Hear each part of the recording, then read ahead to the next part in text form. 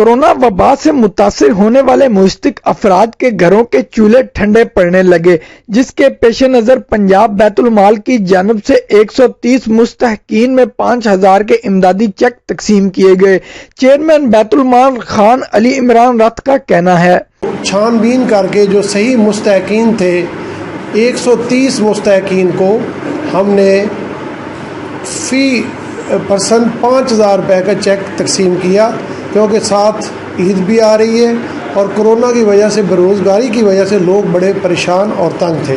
امدادی چیک ملنے سے مستحق افراد نے اطمینان کا اظہار کیا۔ ان کا کہنا تھا کہ رقم سے وہ اپنے بچوں کو 2 وقت کا کھانا کھلا سکیں گے۔ گورنمنٹ مدد کر رہی ہے، پیسے دے رہی ہے بچے واسطے، چیک ملا ہے، بچہ پیٹ پالنا ہے، چیک کی طرح۔